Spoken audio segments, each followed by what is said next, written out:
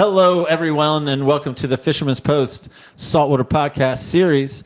This episode is titled Fall King Mackerel on the Brunswick Beaches. It's going to be featuring Captain Hunter Williams of Dockside Fishing Charters. He operates out of the Ocean Isle and Oak Island areas, and he's going to be covering such topics as water temps, tide lines and structure, bait choices, tackle, and ultimately the best tactics.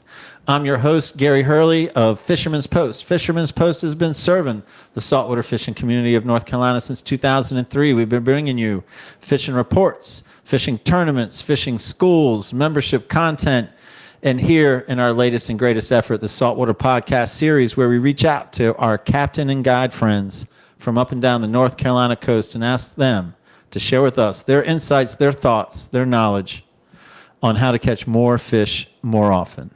In this endeavor, I'm joined by podcast co-host David Harden of Harden Creative Media. Hello, Gary. Hey, David. What's happening?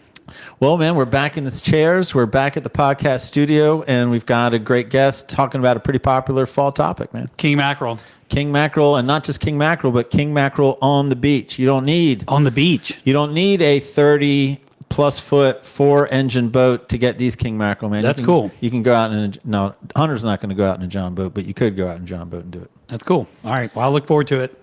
Let's thank our sponsors. Let's do that. Port City Signs and Graphics. Always a fan of Port City Signs and Graphics. They do great work. There's that logo, that brand that they have created.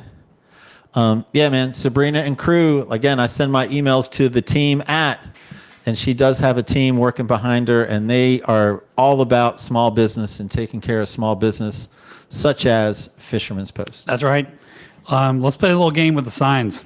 I love this game. We're going to look at two signs. You tell me which sign was made by Port City Signs and Graphics. I am so good at this game. Here's sign number one. Sign number one says, turning vegan would be a big missed mistake.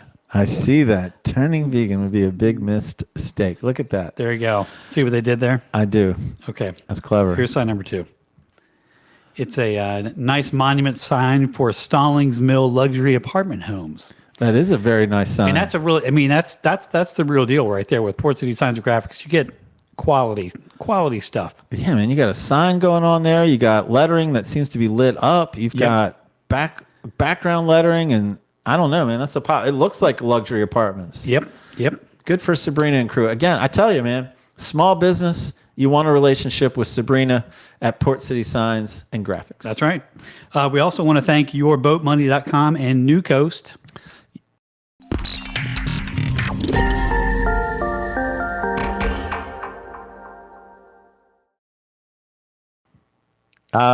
Yes, our friend Scott Bradshaw at yourboatmoney.com. He works with New Coast. And again, if you're thinking about buying or selling a boat, man, it makes every sense to reach out to Scott Bradshaw or just go to the yourboatmoney.com webpage, man.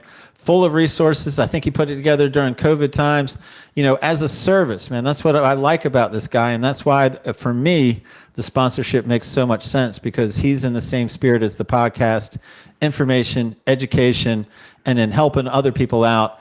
In some turn, you help yourself out. I like it. All right. Well, we also want to thank Marine Warehouse Center, Terrell and the crew. Yeah, man. Sales, services, parts. Sales. Hey, you took my line. I know. I just wanted to do it. I wanted to say it this time. All right, you can say it. You can say it moving forward. Sales. And I'll say Charleston and Wilmington. Oh, right. And man, I'm going to give them a plug there. Man, these guys aren't just they're not just selling to the boating community. They're part of the boating fishing community. Man, they have put a team in my red drum tournaments every year. They do pretty well. Nice. Yeah, man, they're into it. Like, they're real deal. And that's only one of the reasons why you should look closer at Marine Warehouse Center for all your marine needs. Cool. Let's watch a quick video. Please. Matt with Marine Warehouse, excited to give you guys a huge update. We're now carrying Seabourn and Spider boat line. Of course, we have the newest models of Carolina Skiff, Sailfish, Sea Chaser, and Pan Marine. With over 60 boats in stock at a Wilmington location, let's schedule a sea trial and let's get you on the water today.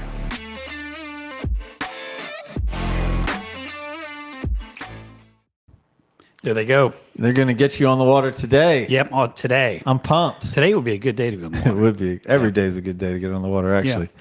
Yeah. I've got news for you. Yes. Terrell is no longer sharing jokes with me. That is I don't have a Terrell a joke. sign of the apocalypse. I don't have a Terrell joke. He said, I'm making a hard left turn. Oh, no. I said, a hard left turn. And then he said, well, maybe not so hard. He said he watched an old Stephen Wright special. Do you remember that comedian? Stephen Wright. He used to be one of my favorites. He used to be one of my favorites too. So now what Terrell wants to do is share with us one of his favorite Stephen Wright quotes. All right. All right? I'm ready. And I have to read it. Okay, good. If it's a penny for your thoughts, and then you put your 2 cents in, somebody somewhere is making a penny. It's a good one. It's a good one. Clever. All right. I wonder how long this will last. I wonder how long Terrell will be able to quote Stephen Wright. Probably for a long time. Probably for a long time. Because Stephen Wright had a lot of material. He had a lot of material. Well, if you are a fan of the podcast, be sure to like and subscribe.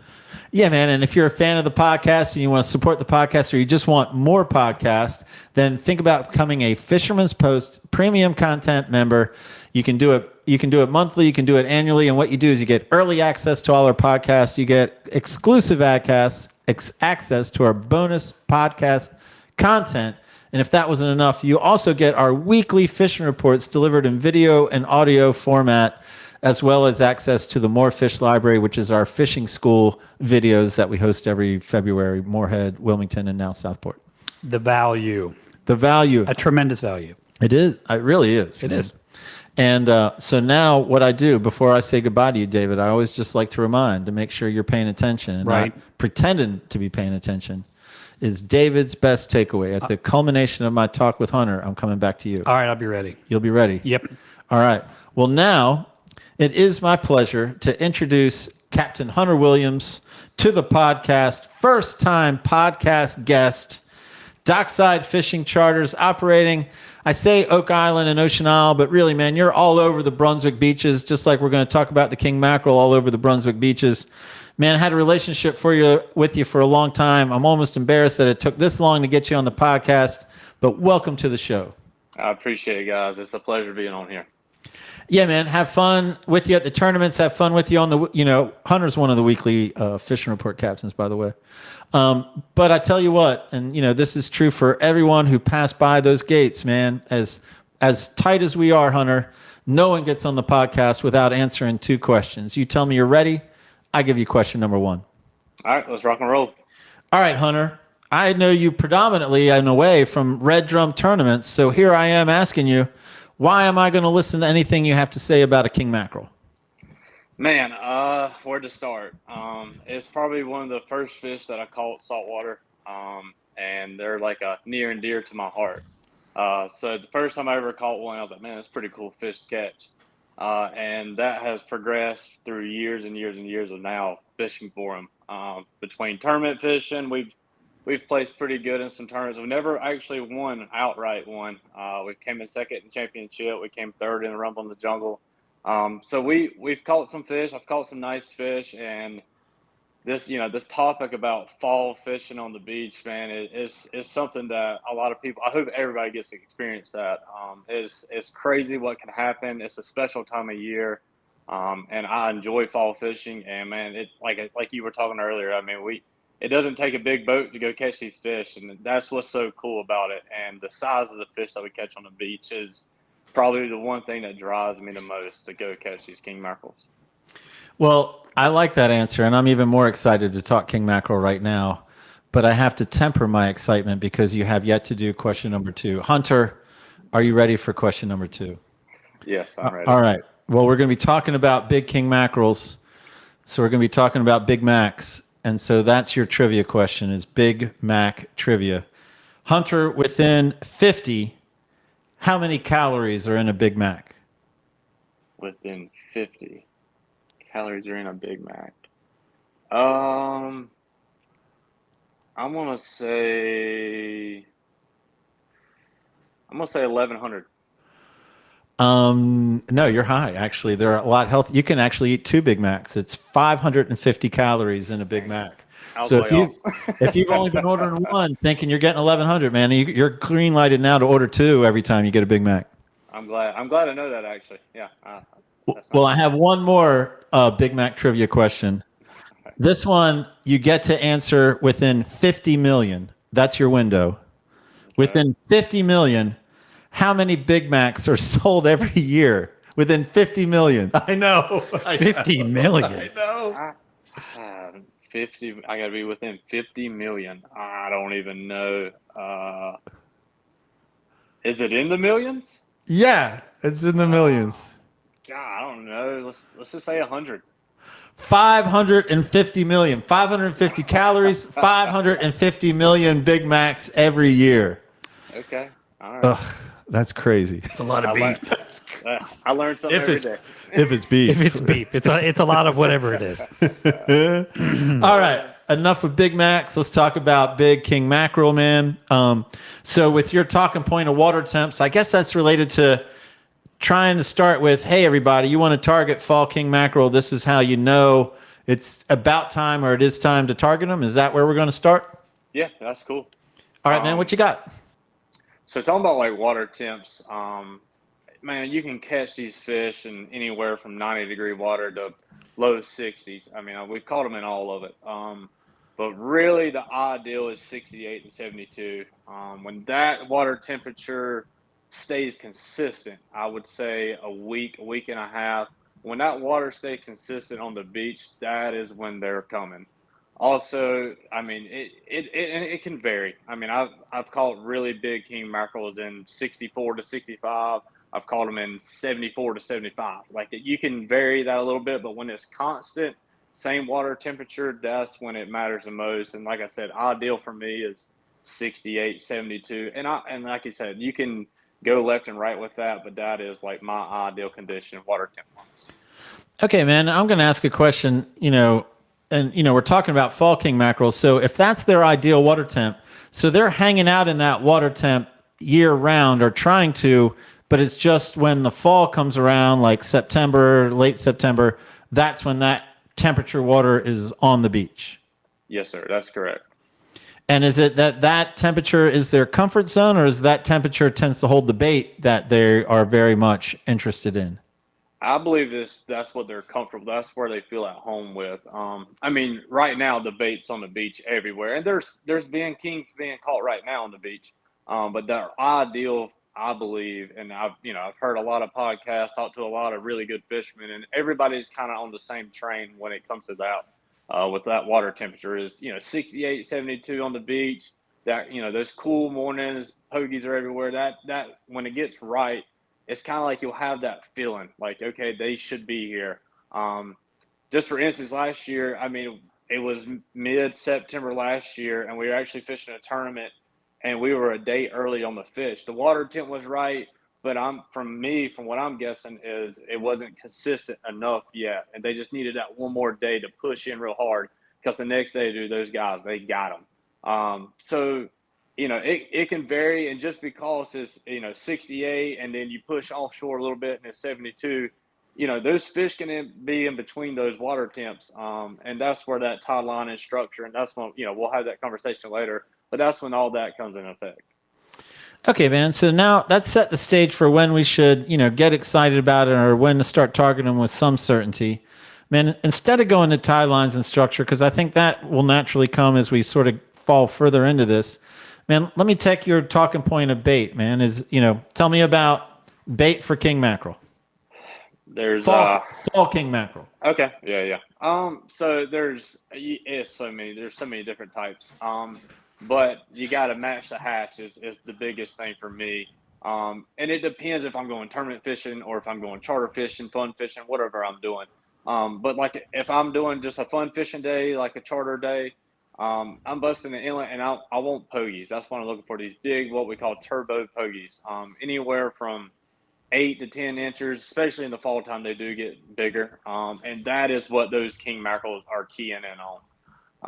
Also the bluefish, man, that's probably my favorite tournament bait to use is a bluefish. And some people some people prefer the bigger blues. Some people prefer the smaller ones. I like the ones between 8 to 12 inches is what I call king mackerel candy.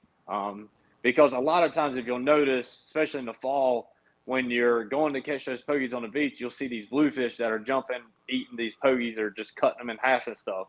Those are the bluefish that these king mackerels are chasing. So it always helps. I'll catch pogies, and then also I'll pull some Clark spoons or throw spoons around the bait to catch these what I call candy blues. And I mean, you can't go wrong with having a pogie and a bluefish in your live well. It's probably the best bait, and also tournament fishing. That's the way to go. Okay. I know how important bait fishing is, so I'm going to certainly spend some time here and ask some follow-ups. So my first follow-ups will be on pogies. So for Brunswick beaches, and what's the inlet you would say you king mackerel fish out of most? Man, Gary, that's okay. It's a hard question because it varies. It's wherever okay. the bait is. If it's out of the river channel, that's where the fish are going to be. I mean, everybody knows 9 times out of 10, the winning fish is going to be caught in the U.S. Open out of the river channel if the bait's there. Last year, it was at Lockwood Folly. So it just depends. For me, last year, I caught a lot of fish even more south than normal, the Brunswick County. I was fishing Hog Inlet. I was fishing that area because there was a lot of bait that it felt like they just got stuck there, and day after day, that's what I was fishing, and there was fish everywhere. Sunset Beach was really good last year, but again, that just depends on wherever the bait is. Well, man, that's a great answer. I was even thinking more along the line, to follow up on bait. So for your 8 to 10 inch pogies, your turbo pogies, those are going to be caught in the ocean. You're not going to find those inshore, or at least predominantly. I mean, what I'm trying to do is the person who watches this and says, man, I want to listen to what this guy, Hunter Williams, says. I'm going to try to replicate it. So if we're sending him out to get 8 to 10 inch pogies in the fall, you send him predominantly on the beachfront. That's where he's going? Yes. And yes, most of the time it's going to be on the beach. And also a lot of people know this too, and this will be people that don't know nothing about it. But if we have a big storm or a hurricane comes, a lot of times, especially in the Cape Fear River, that water will push in, and which will make those pogies actually go into the river. So you can catch these big pogies in the river if the water's right or not right, I should say, and we have a big storm. It can throw them in there, but most of the time, you're going out of the inlet and you're looking for pelicans, and that's where you're going to find your pogies.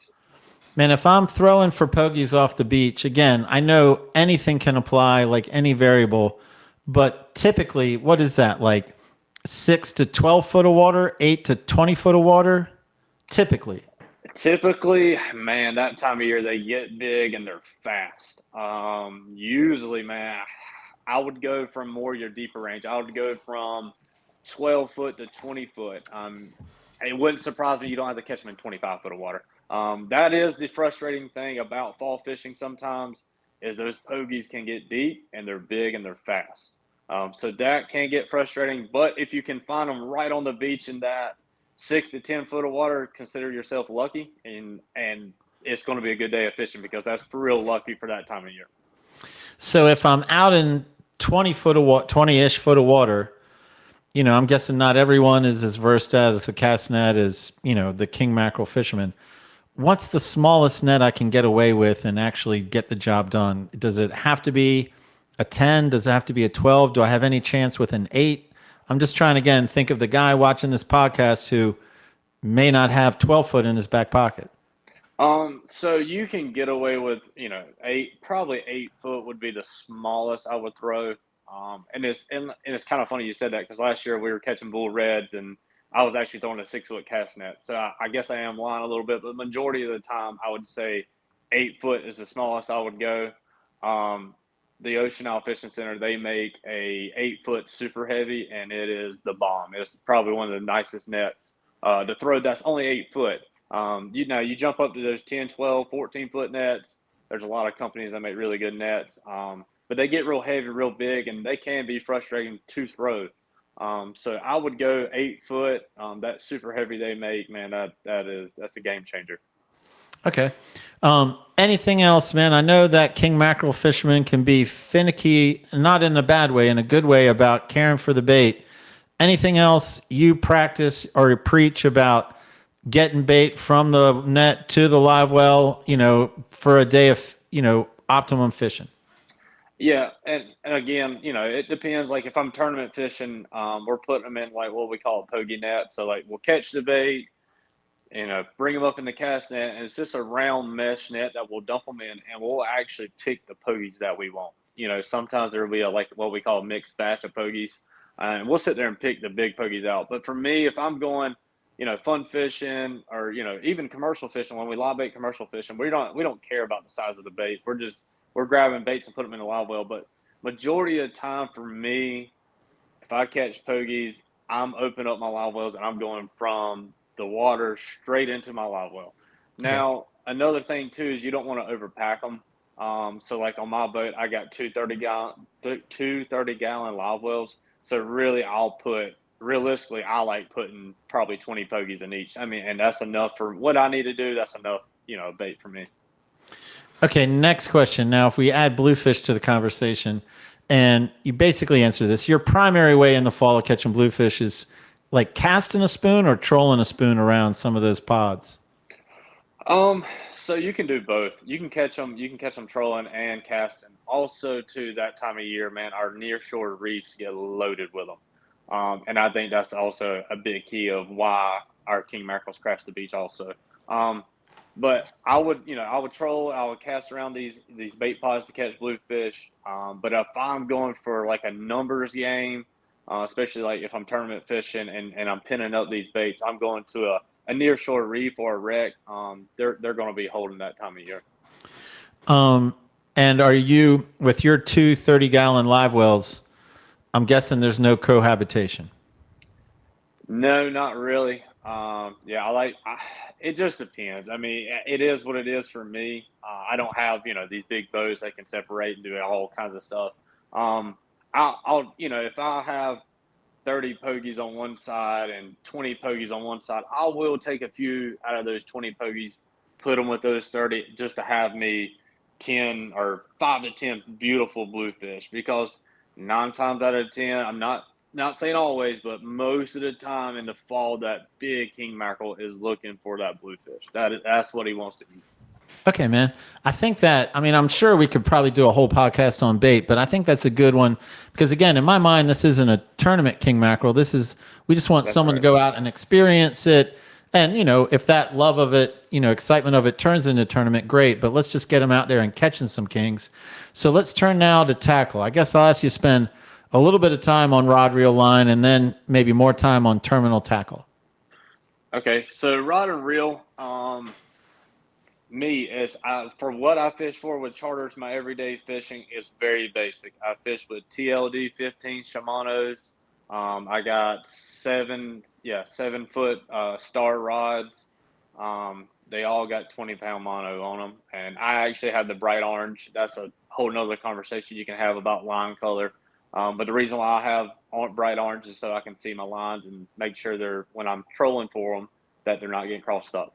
But besides that, so you got your main line, and you don't have to, but I like to put fluoro on mine. So what I like to do is I'll tie a uni to uni from a main line to my fluoro knot. I usually do 20-pound fluoro, and I'll do anywhere from 6 to 10 foot of fluoro. What I like to do to really look at it and be consistent with it is I like to do at least 2 wraps on the spool of the reel. Then cut that, and then I have my rig. So I'll show y'all some different rigs. Let's see here. So this is your normal standard king mackerel rig. You got treble hook. These are number 4 VMC treble hooks to another one, and they're just cinched on there. I don't know if you can really see that. And then if you come down all the way to here, I have a swivel, a little swivel, little baby swivel. And this right here varies a lot. This is probably the talk of the town when it does come to tournament fishing, but we're not talking about that. We're talking about people just going to catch king mackerel. I do 36 inches of 7-strand, 40-pound wire. That's what I like. And I even tournament fish that. And I always do number 4 treble hooks. I don't know what it is, but I love VMC hooks. Some people use Eagle Claw hooks, but VMC has been very good to me, and they're very sticky and strong hooks. and then spar, swivel at the end, and I like to do a small one. You can do a bigger one. I just like to be real stealthy when I go fishing. That's just me being a tournament fisherman. And I'll go and I'll show you another rig. This is what we call a double pokey rig. And this is you're putting 2 baits on your wire. That's all it is. So you got just like the first one, your back, your middle, and then I usually do about 6 to 8 inches up, and I just put what we call a nose hook. So that's the standard double pokey rig I use. Same thing with the small swivel. But that is all 7-strand wire. You can get real technical, get crazy with it. I got some right here that I'll show you. But this is what we call hardwire. You have to tie these with haywire twists, which can be very, very aggravating. But this is just a tactic that some people believe that they can't see it as good as that 7-strand wire that's laying in the water. I don't know. I mean, if you're getting in on a hot bite on the beach, man, I don't think they're really that picky at all. And this is a double pokey rig as well. But yeah, I mean, that's pretty much the basic setup that I would use. And when it comes to spooling your reel, man, you can put anywhere from 300 to 400 yards. Most of the time, a big king mackerel, let's just say a 30 to 40 pound king mackerel, they're only going to probably take what we call the first hard run. They're only going to take 150 yards, 150 to 250 yards. So they're not going to spoil your reel by no means, but you always want to have that extra on your reel just in case. I mean, you will hook sharks too and all kinds of crazy stuff. But that's really the main setup that I use. Like I said, TLD 15. I want to say it's 350 yards of orange mono, Moya diamond mono, leader, 20-pound leader, about 6 to 10 foot of it.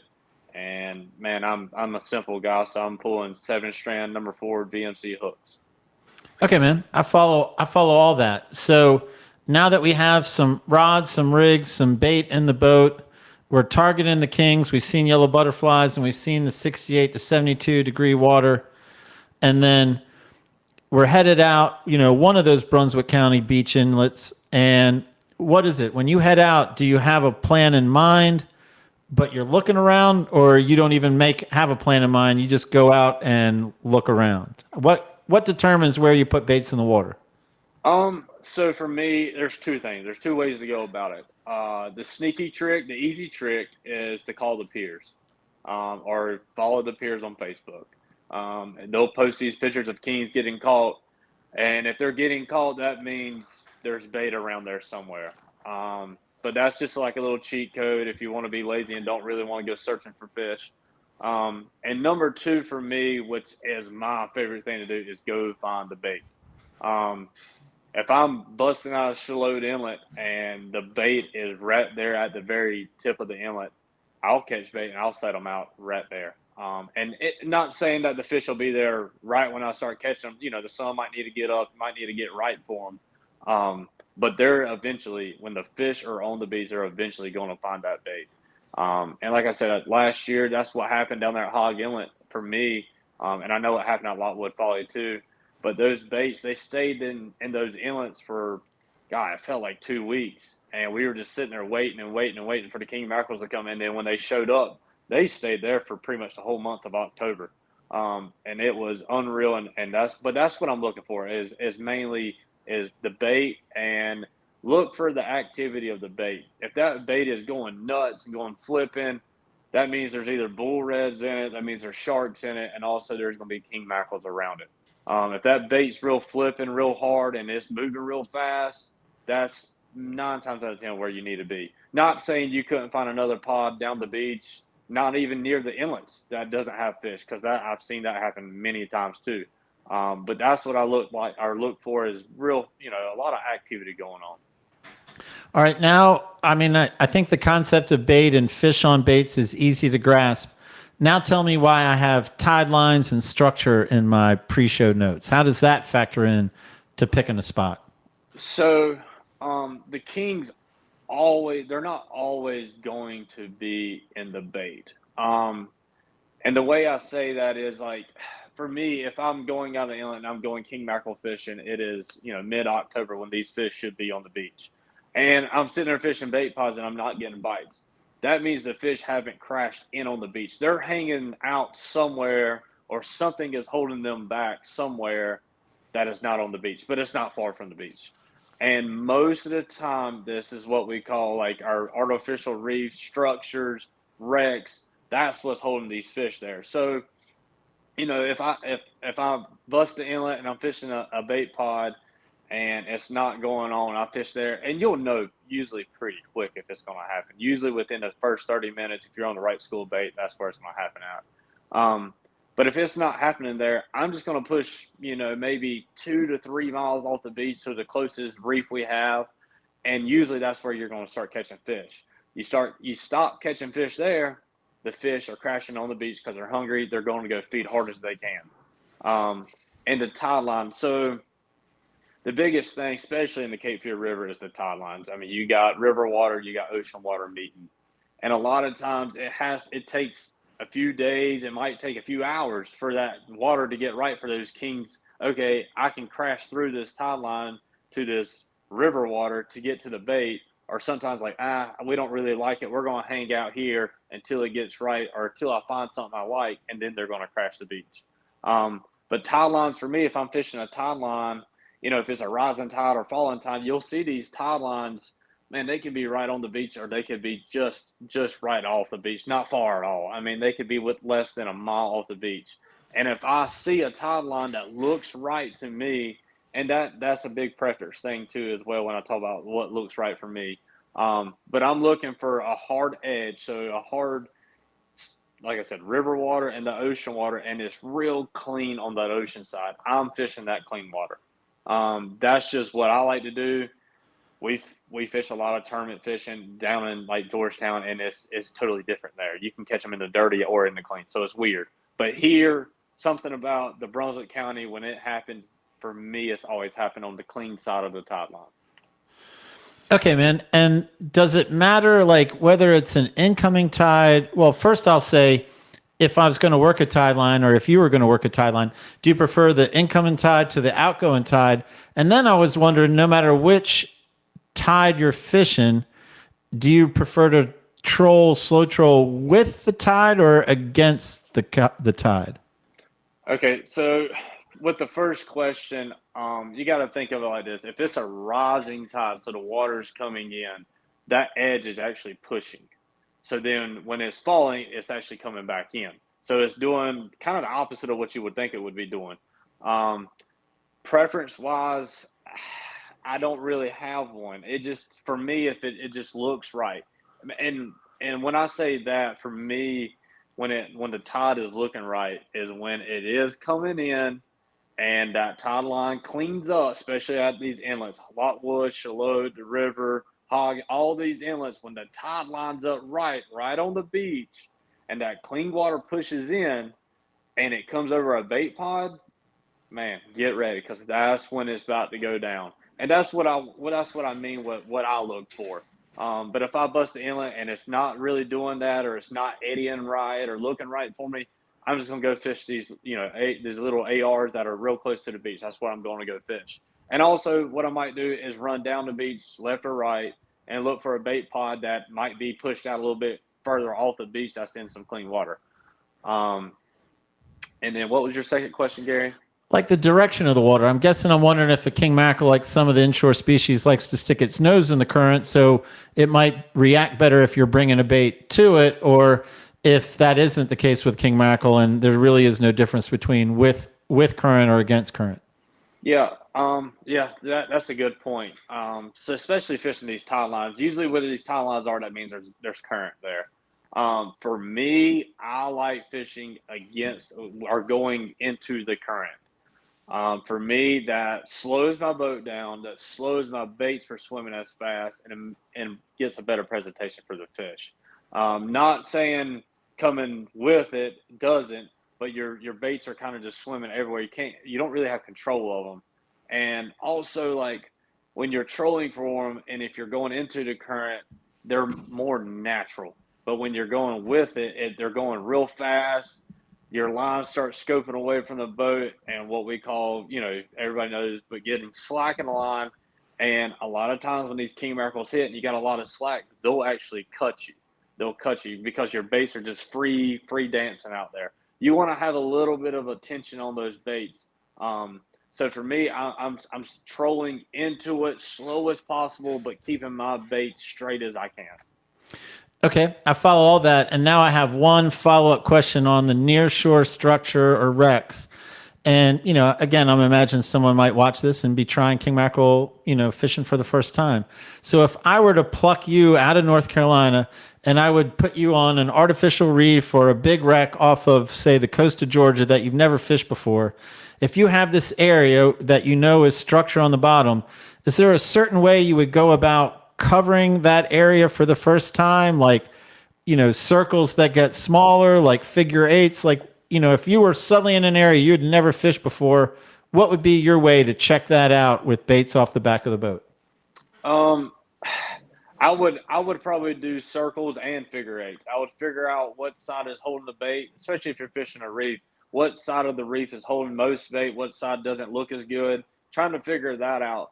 But when I fish reefs here, I work offshore to inshore.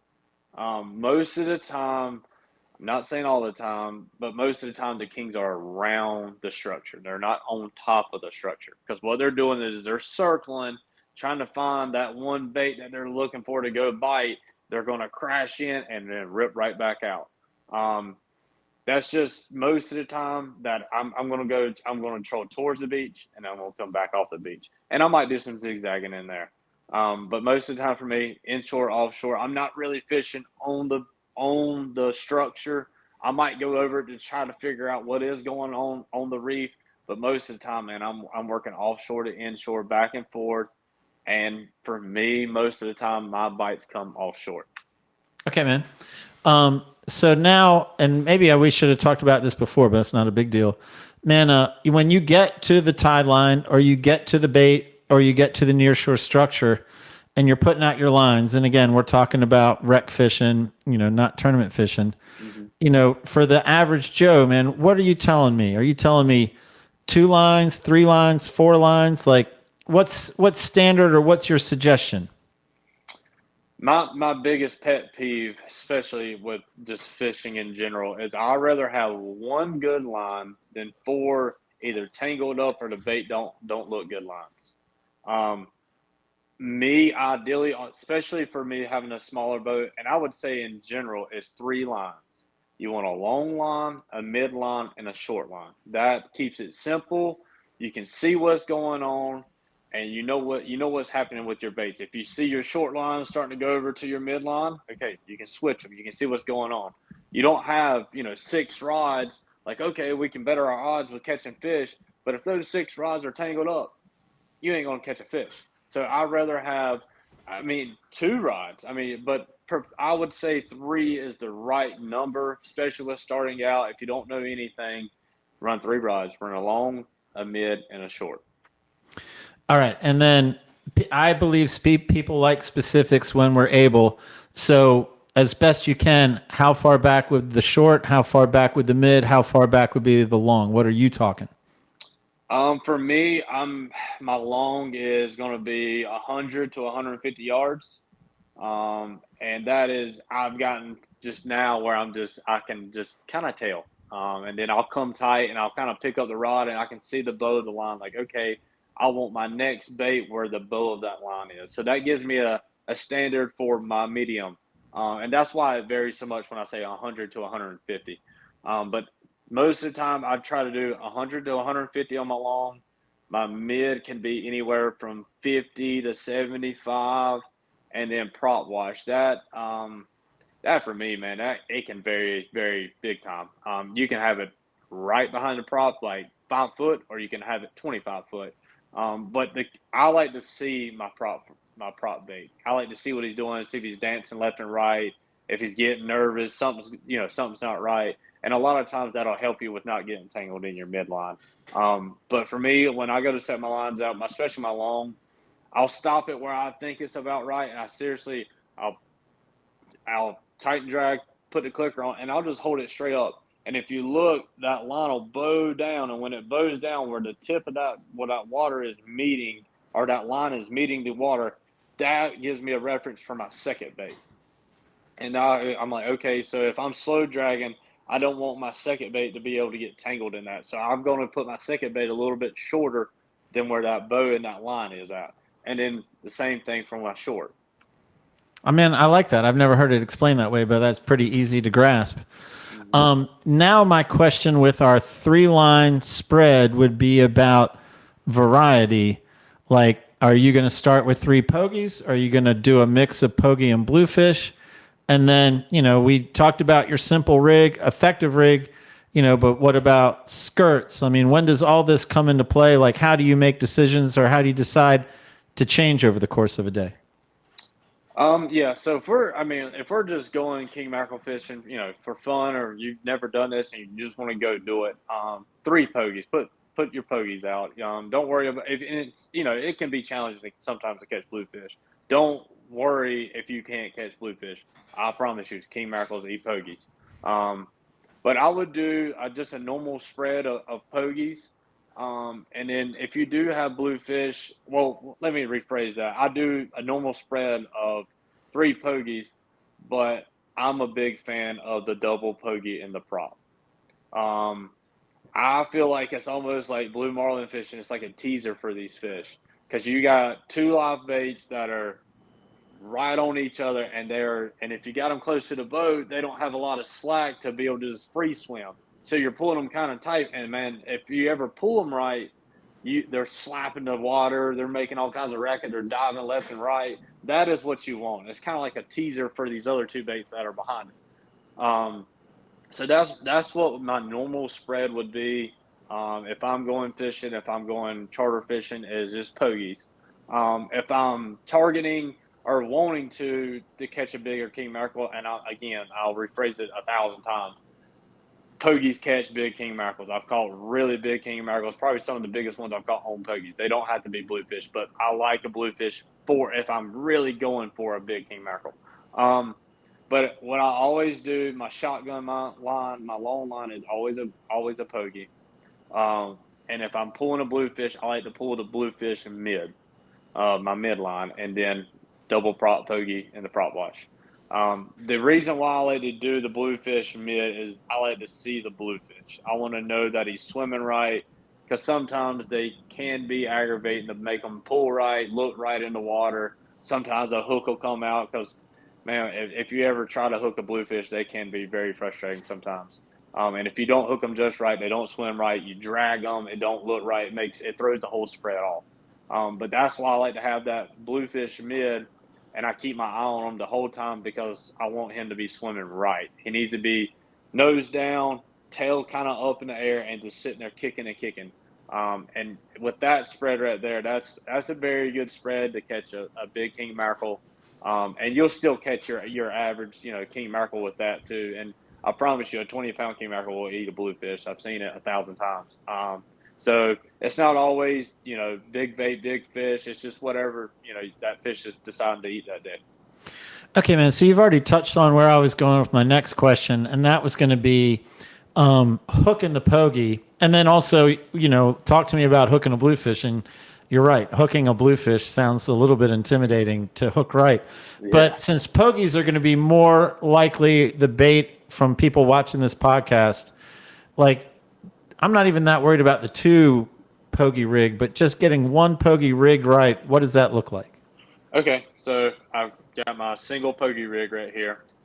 And I'll show you this. I'll try to get a little bit closer and better for you. So there's a flat edge on VMC treble hooks, and I think they're actually on the Eagle Claw too as well.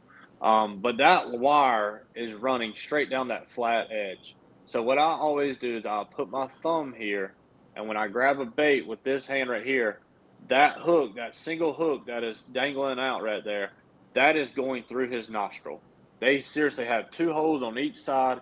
That hook is going in, and I'm curling it out. And that makes this wire on the back side lay perfect on his back. So it just lays there. Now, the second hook that you have right here, it's a big preference of how you hook them. I always hook mine in the back. So I would, again, it's got that flat edge to it, and I would put this hook right here.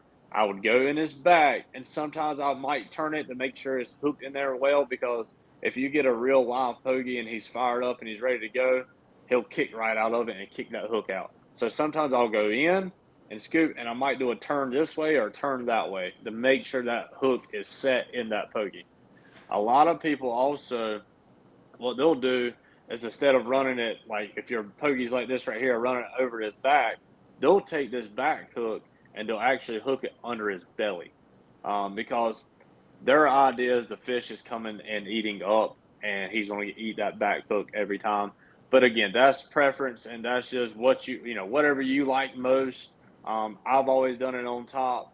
Some do it, people do it down low, but that is the way I would hook my pogie. The front hook going through his nostril, second hook is going through his back, and then I'll spin it just a little bit, and that wire's just going to lay on right on top of his back, just like that, and he can just free swim, and he can do whatever he wants to do. So when you say make sure the bait is swimming right, like it might be intuitive to you, but what are we talking about? Like swimming sideways, like being pulled? Like what are some signs that, hey man, you didn't get this right, like you need to pull it back in and try again? Swimming right. It can vary, because you'll have some pogies that you can hook them like that, and as soon as you drop them in the water, they swim straight down, which is a good thing. That's what you want. You want your pogie to be swimming like that. Sometimes you can hook a pogie, and maybe you hooked them too far back behind his nostrils, and it's kind of messing with his eyes, or you put this hook too far in him, and when you throw him in the water, he just plop. He just sits there, and he don't even move. Those, throw them out, reel it back up, get you another bait. Throw one. You want to be able to have a pogie in your hand that you hardly can't hold him, because he's so slimy and he is just kicking. He's going. You put that hook in him right through his nostrils, on his back, and you set him down in that water, and he takes off, and he either takes off left, right, down, and he's actually taking drag. That is the bait you want to fish with. That is an active bait. 9 times out of 10, if you're in the right spot, that bait is going to get 8. And a lot of times in the fall, he'll get 8 right out of your hand. That's the cool thing about fall fishing, if you're in the right spot. But that's what I mean by active bait. All right, we're getting close to the end of the podcast, I think. Now I'm going to ask David to do the math on that while I ask this next question. Man, so the baits are in the water. Are you in idle speed? Are you knocking it in and out? Like, what's the instruction for me with my center console for how I'm going to pull them now that I got my spread and my hooks and everything looking just right? So that varies. It's a varied question, because some people's got 4 motors, some people's got 1 motor. I'll go off the 1 motor because that's what I have on my boat. I have a 225 Mercury on the back of my boat. So I'm idle speed. If I'm going into the waves, I'm in gear. But I'm also, while I'm in gear, I'm looking at my speed gauge. I want to be anywhere from 0.8 to 1.8, 2 miles an hour. I don't want to go over 2 miles an hour, because that's when you start dragging these pogies. I want my baits to look natural as possible. Now, if you're going down swell, or if you're going, with the current, a lot of times I'll just kick it neutral and just keep an eye on how fast I'm going. And then also, while you're doing, it sounds like a lot, but also while you're doing that, you can turn around and look at your baits. See what your baits are doing. If your baits look good, if they're swimming naturally and you're going 2.5 miles an hour, you're good to go. But usually if you pull them too fast, they don't last that long when you're pulling them that fast. So every now and then, what I do is I bump it in and out. I'll go and I'll see my speed go up to 2 miles an hour. I'll knock my throttle back in neutral, and I'll just kind of cruise for a little bit. And also, when I'm cruising, I'm looking back at my baits and see what they're doing. Or am I pulling them too hard? Or do I have too much? Are they free swimming way out? And there's some big bows in my line that could cause a king mackerel to come bite, but also cut my line. So it kind of varies when it comes to that. But for me, with having one motor, I don't have to deal with over going too fast, which is nice. These bigger boats, 4 engines, you might have to cut the two outsides off, whatever to get that speed to go right. A lot of people put drift socks out on the side of their boat if they are going too fast, which it slows them down. You can use buckets. You can use 5-gallon buckets. I've seen it. But for me, I got, I'm lucky to have one motor, and my slow trolling speed for king mackerel is perfect. Again, if I'm going down current and I'm going fast, I'll just go neutral and just kind of coast, just make it look natural going down with the waves. If I'm going into the waves, you got to stay in gear. I'll stay in gear to make my baits look, best as possible. Okay, and then forgive this is a dumb question, but like as far as monitoring your speed goes, you're looking at what? Your screen, your GPS, like you're looking at GPS speed, not anything connected to the engine. That's right. I'm looking at my GPS. I'm looking at my Simrad, and it's telling me, what's going on. All right. Well, man, I believe we are at the end of our time together, man. It came up quick, but man, that was loaded with information. We didn't even get to hook one or fight it to the boat or any of that, but that's okay, man. I love the information you shared, but with everyone, before we say goodbye, man, I always just like to put it back to you and just say, hey, Hunter, man, what's your final thought? What do you want to leave us with? It's your podcast. Anything you wanted to talk about we didn't, or just how you want to wrap it up, man. It's your show. How do you want to go? Man, I just want to, really just tell people, if you've never king mackerel fished and you want to do it, luckily this podcast is setting you up perfect, because that fall fishing is coming up, and it'll be here very soon. Like I said earlier, I caught them last year mid-September. I've heard of people catching them early September. So from this podcast, I hope you learned something.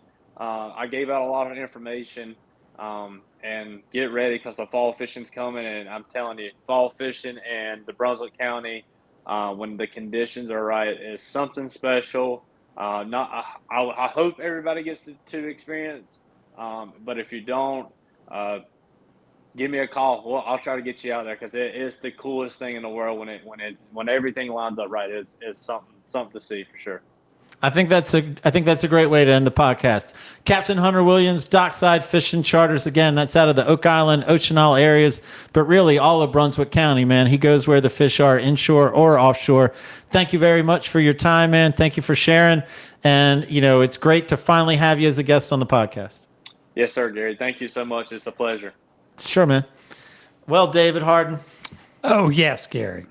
I know what my best takeaway is, but we're not interested. It's not Gary's best takeaway. It's David's well, best no, yours takeaway. Is good. You don't know. Maybe it's dumb. But let's hear yours. What do you got? Is it Stephen Wright? No. Okay. That's Terrell, not me. No, I'm always into what kind of bait to use. And he talked about the 8 to 10-inch pogies. But also, I'd never heard of using bluefish as a bait. Mm-hmm. So yeah, I got that, and I heard him to put it, if you're trolling 3 lines, you put it in the middle line, you troll into the current, you go as slow as possible. You're basically sort of just bumping it in and out, into the current, and you don't want to go over 2 miles an hour. Man, no one can accuse you of not paying attention to a podcast. I took notes. You took notes? I took notes. Man, I think you're not asking, but maybe you're asking. My best takeaway. Yeah. Man, I love the simple system of put out the long line where that line bends and touches the water. Just make sure your midline doesn't go past that point. Yeah, no, that makes a lot of sense. And then get your midline set, and then do the same with the short line. Yep. I love simple instructions, easy to follow, and for good reasons, so you don't tangle lines, or you help ensure as best you can that you don't tangle lines. Yeah, that's a mess. But, again, there's a lot of information there, but if I was to pick one, that would be it, I think. Cool. All right. Well, before we go, let's thank our sponsors one more time. Port City Signs and Graphics, YourBoatMoney.com in New Coast, and Marine Warehouse Center. If you are a fan of the podcast and the information in the podcast, make sure to like and subscribe. Yeah, man, it would help us out. If you support the sponsors that support the podcast, then that's doing us a favor. And again, if you want to be even more involved with the podcast, please consider Fisherman's Post premium content membership, podcast benefits, weekly fishing reports, and fishing school videos, all at fishermanspost.com. Sounds good.